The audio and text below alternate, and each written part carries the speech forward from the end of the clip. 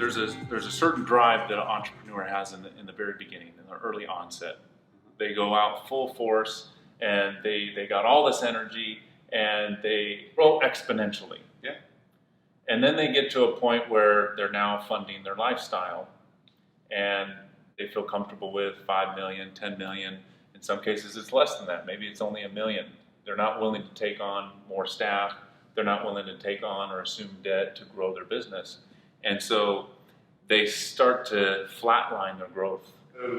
A different way to put that is most small businesses are started by somebody who's an operational person and kind of wants to do things their way, and build a better mousetrap, if you will, from an operational standpoint, or a tradesman wants to go out and just continue working in their trade.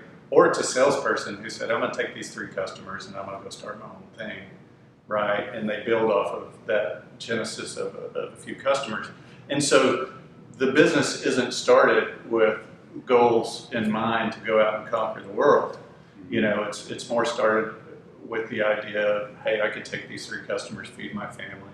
And then over time, we cobble together a few employees. And they don't have an exit strategy at that point, right? No plan really at all. I mean, for many of them that I talk to, it's like, hey, tell me about the first 10 years. Well, you know, we started in our garage, and then we grew, we got an office. And it wasn't really, you, for instance, have a very mastermind type plan. You put together a board of directors, you've arranged for financing, right? And you want to go out and you want to acquire a number of businesses, push them together, and have a much larger enterprise. Decades just kind of roll by, and their lifestyle gets a little better each decade. They're taking care of employees, they're taking care of their community, they're growing their asset base, but it's kind of out of necessity, not really as part of a take over the world plan. And then they turn around and they're like, oh my gosh, I'm 60 or 65 or whatever age it is where they get that kind of wake-up call. And they look back and they're like, you know, how do we get here? Okay, I understand that. Where are we going? I'm not sure.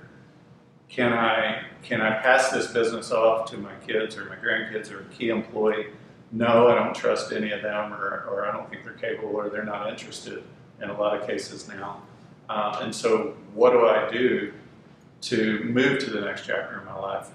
And then it kind of stops right there. You know, there's a whole profession around exit planning and strategy and succession that most business owners that I talk to for the first couple of times, they'll end up admitting, yeah, I know that exists, but I don't know anybody in that industry, so I've never wrote about it. Press the subscribe button to stay updated with the latest.